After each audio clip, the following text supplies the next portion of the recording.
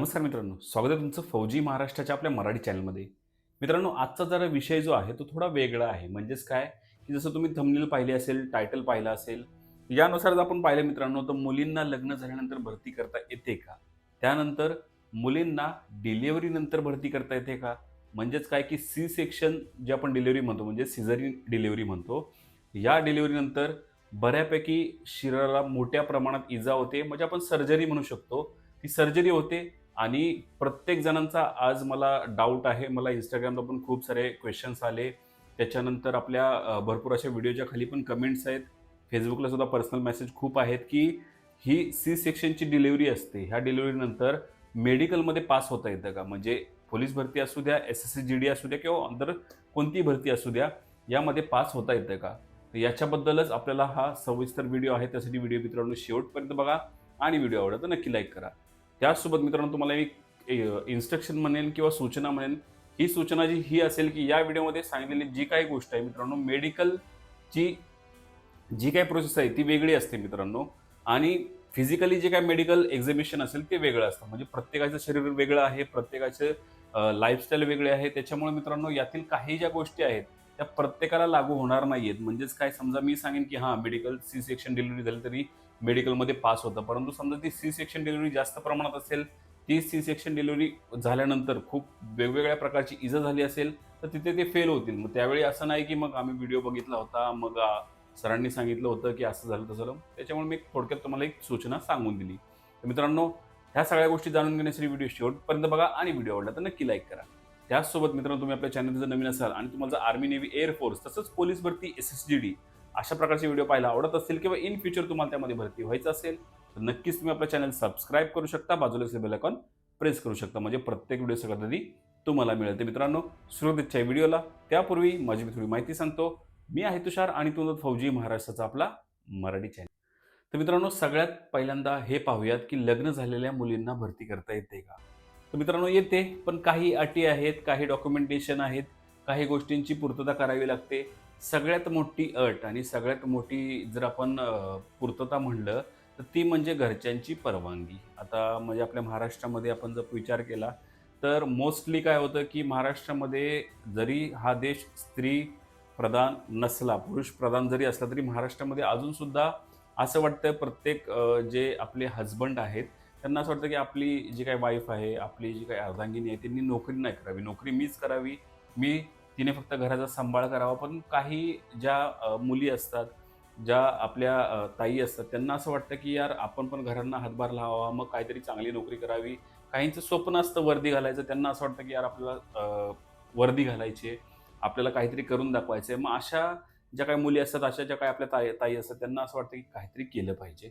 पण सगळ्यात मोठी अट येते म्हणजे घरच्यांची परमिशन. जोपर्यंत तुम्हाला घरच्यांची परमिशन मिळणार नाही, तोपर्यंत तुम्ही भरतीचा जो काही सुरुवातच आहे म्हणजे प्रॅक्टिस आहे तिथूनच तुम्हाला एक आपण म्हणू शकतो की आडमार्ग सुरू होऊ शकतो. त्याच्यामुळे मित्रांनो सगळ्यात मोठी अट ती म्हणजे काय घरच्यांची परमिशन. स्पेशली आपले जे हसबंड आहेत त्यांची परमिशन. ती परमिशन मिळाल्यानंतर तो पार्ट वेगळा आला. पण ती परमिशन मिळाल्यानंतर मित्रांनो सगळ्यात महत्त्वाची गोष्ट लागते ती म्हणजे काय तुम्हाला डॉक्युमेंटेशन. फिजिकल तुम्ही पार कराल, तुम्ही रनिंग कराल, तुम्ही अभ्यास पण कराल, सगळ्या गोष्टी कराल. परंतु आत्तापर्यंत जर आपण मित्रांनो पाहिलं पोलीस भरतीचंच घ्या. पोलीस भरतीमध्ये सुद्धा फॉर्म भरताना भरपूर अशा ज्या मुली आहेत त्यांनी की महिला आरक्षण ते नो केलं होतं. त्याच्याबद्दल एक व्हिडिओ सुद्धा मी बनवला होता, की जर तुम्ही नो केलं असेल तर आत्तासुद्धा फॉर्म चेंज करा आणि तुम्ही येस करा. त्याच्यामुळे मित्रांनो महिला आरक्षण जर तुम्हाला मिळवायचं असेल तर महिला आरक्षण प्रत्येक मुलीला मिळतं, ती लग्न झालेली असो किंवा नसो. त्यांना ते प्रत्येक भरतीमध्ये महिला आरक्षण मिळून जातं. परंतु होतं कसं महाराष्ट्रामध्ये मित्रांनो, आपले जे 10वी-12वीचे सर्टिफिकेट असतात ते आपले वडिलांच्या नावाचे असतात. आपलं आधार कार्ड असू द्या, आपलं पॅन कार्ड असू द्या, जे सगळं असतं ते आपल्या वडिलांच्या नावाचं असतं. परंतु लग्न झाल्यानंतर मित्रांनो काय होतं, की आपले काही डॉक्युमेंट्स असं समजा आधार कार्ड सुद्धा आपलं आधार कार्ड कधी-कधी चेंज होत नाही, पण ते चेंज करणं गरजेचं असतं. चेंज झालेलं असतं. आपलं पॅन कार्ड त्या नावानुसार चेंज झालेलं असतं. आपलं रेशन कार्डमधून नाव तिकडे गेलेलं असतं.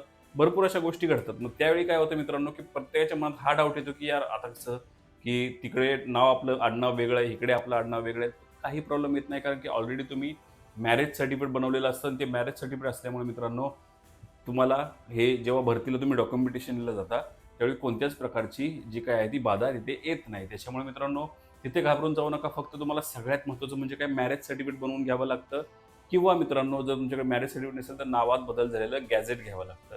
हे 2 सर्टिफिकेट असतील तर बाकी जे काही सर्टिफिकेट मी तुम्हाला सांगितले बाकीच्या व्हिडिओमध्ये ते असणं इथं गरजेचं आहे. ते एक झालं मित्रांनो, की लग्न झालेल्या मुलींना जर भरती व्हायचं असेल तर घराची परमिशन तो पार्ट वेगळा आहे. परंतु हे 2 मेन डॉक्युमेंट असणे गरजेचं आहे. तेव्हाच तुम्ही भरती होऊ शकता. आता मुद्द्यावर येऊयात म्हणजे मेन टॉपिक म्हणजे काय? तर जेव्हा मुली भरतीला जातात, भरतीला गेल्यानंतर सगळी जी प्रोसेस होते म्हणजे लेखी होते, आपली फिजिकल होतं, त्याच्यानंतर आपल्याला डॉक्युमेंटेशन होतं. पण जेव्हा मेडिकलची वेळ येते मित्रांनो, तर मेडिकलच्या वेळी प्रत्येकाच्या मनात हा प्रश्न असतो, की ज्या मुलींची सी सेक्शन डिलिव्हरी झालेली आहे, म्हणजेच काय सिझरिंग झालेलं आहे, त्या मुली त्या मेडिकलमध्ये फिट होऊ शकतात का? तर होऊ शकतात मित्रांनो, कारण की जी सी सेक्शन डिलिव्हरी होते, त्यामध्ये ज्या काही प्रोसेस होतात मेडिकलमध्ये, त्या आपल्याला एवढ्या डीपमध्ये जायचं नाहीये.